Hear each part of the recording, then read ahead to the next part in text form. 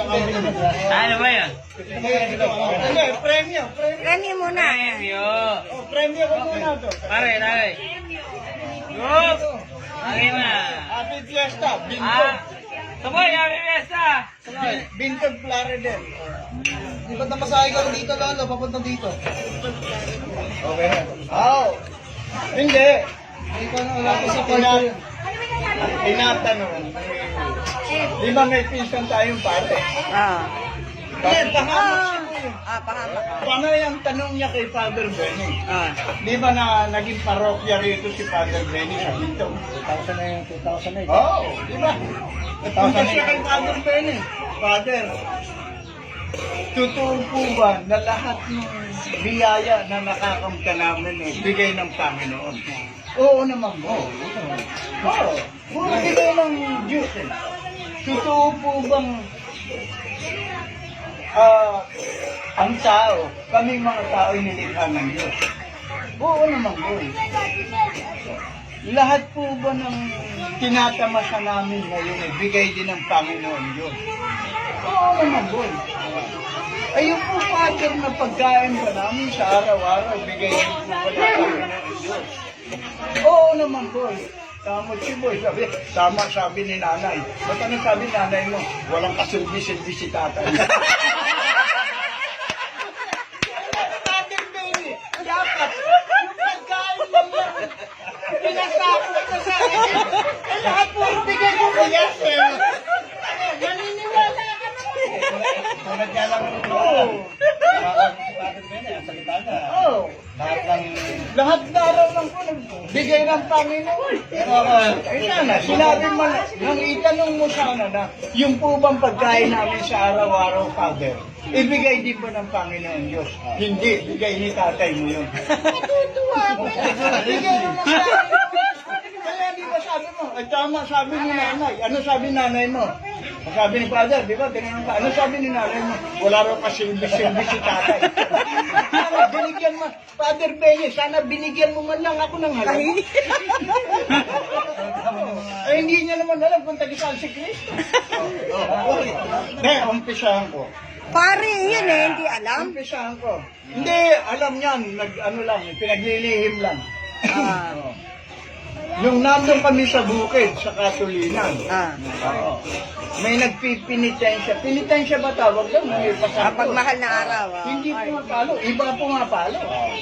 Hila-hila yung krus. Pinapalo ng kasamahan. Mga nakamaroon. Oh. Ano yun eh? Sabi ko rin sa kainuman ko. Maroon.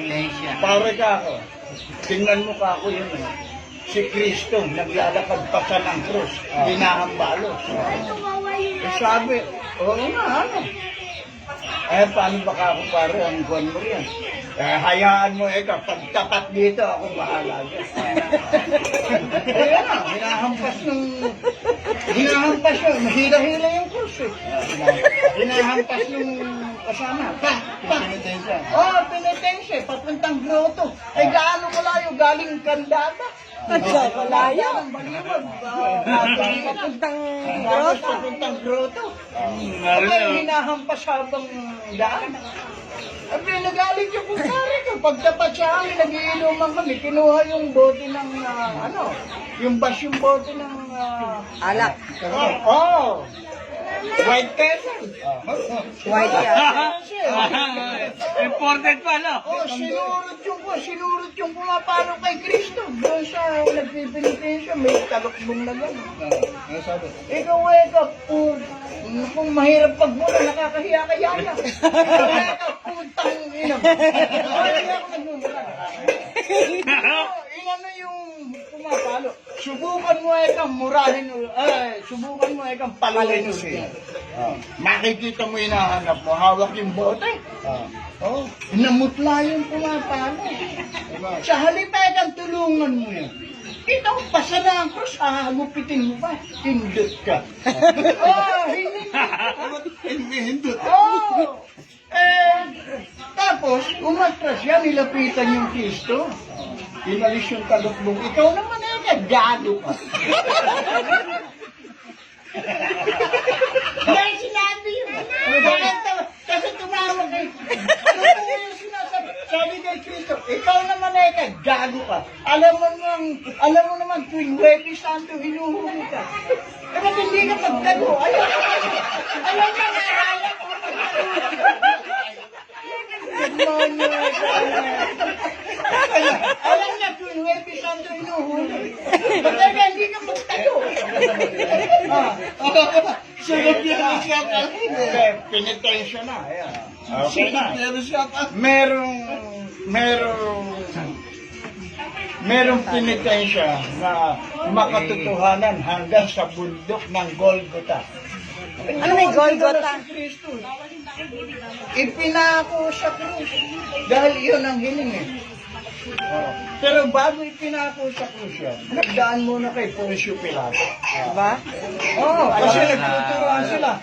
Si Herodes at saka si Poncio Pilato. Thank you daw. Make sure hindi sila kumakain ng isang Sabi ni Poncio Pilato, ikaw ba si Jesus ng Nazareth?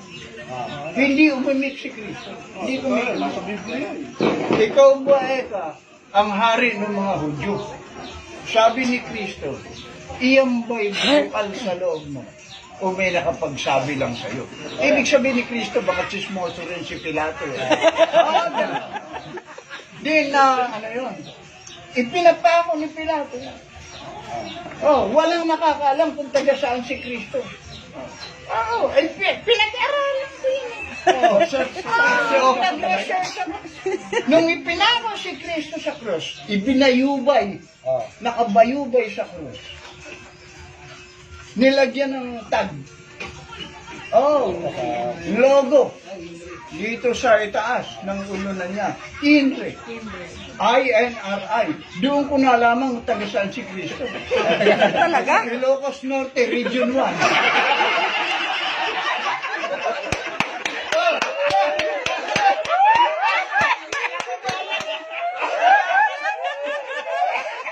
Kaya pala si Marcos, ang lakas. 20 years na Pangulo.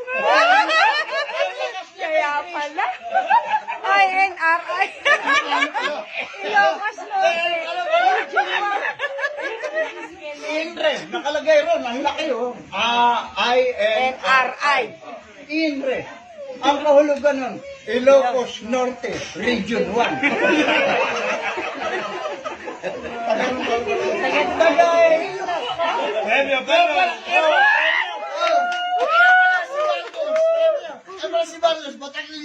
Hindi, mali nga yun. Hindi, ang balak niyan ni Bongbong, kung nanalong vice president yan, ang balak niya sa tatay niya, hindi ipalilibing sa libingan ng mga bayani.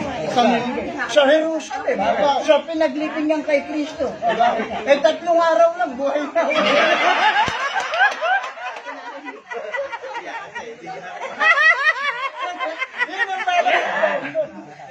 Sarag yan eh. Ano mo kay Bianca? Kay Dondon. Ba, okay na ba? Kaya ka nanalong vice yun. Okay na ba? Bano.